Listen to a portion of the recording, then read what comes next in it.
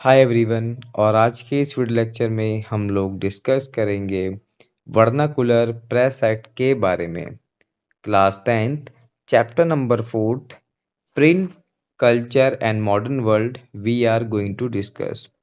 ये आपका video number part 2 है। पार्ट 1 ऑलरेडी मैं आपके लिए अपलोड कर चुका हूँ। तो फर्स्टली हम लोग डिस्कस करेंगे वर्नाकुलर प्रेस एक्ट है क्या।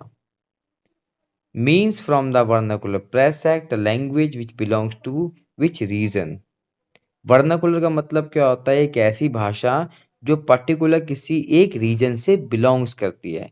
जैसे महाराष्ट्र में मराठी होगी, गुजरात में गुजराती हो गई है और पंजाब में आपका पंजाबी भाषा हो गई है। तो ये सब आपकी क्या है? वर्नाकुलर लैंग्वेज कहलाती है। तो फिर जो नेक्स्ट क्वेश्चन है वर्नाकुलर प्रेस एक्ट क्या है? तो वर्नाकुलर प्रेस एक्ट इंडिया में एक एक्ट बनाया गया था जिसका पर्पस था टू फॉरबिडन टू स्पीक, बोलने का अधिकार खत्म करना। तो ये जो मेन कहानी आपकी शुरू होती है, it's beginning from 18th and 19th century when regional language were publishing in India in vast level promoting the anti-British activities।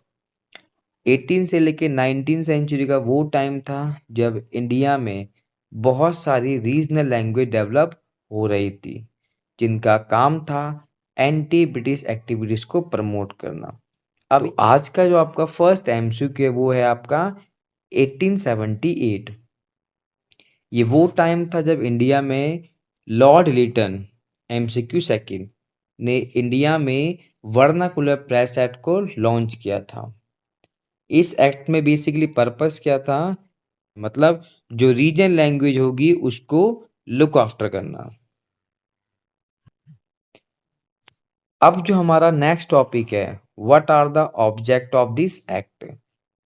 Vernacular press act के ऑब्जेक्ट क्या था? पहला था from now government kept regular track of the vernacular newspaper those publish in different language. उस समय भारत में अलग अलग लैंग्वेज में न्यूज़पेपर प्रिंट हो रहे थे। तो उन सबको मेन क्या करना है? ट्रेस करना है, चेक करना है कि कोई ऐसी भाषा ना हो, कोई ऐसी एक्टिविटी ना हो जो एंटी इनकम्बेंसी को प्रेजेंट कर रहा हो।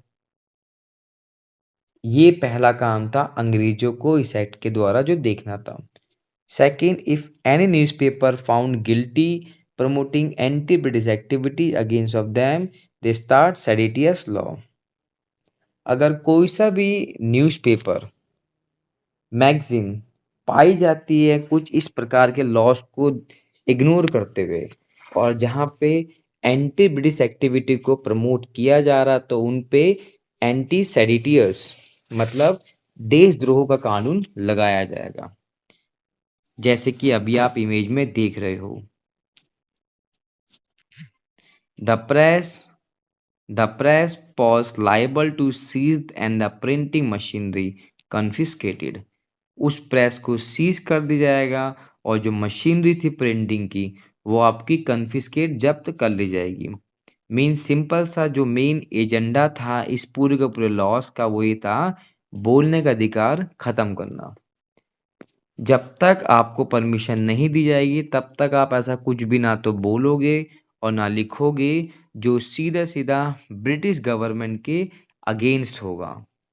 And that was just all about your vernacular press act. इस वीडियो लेक्चर में मैंने आपके साथ अराउंड 3 एमसीक्यू भी डिस्कस करे हैं। Those you should be remember them और लर्न दैम वेरी थॉरोली, जो आपके एग्जाम में आगे काम आएगा। Thank you very much guys, आपने मुझे अपना टाइम दिया। Good bye and take care.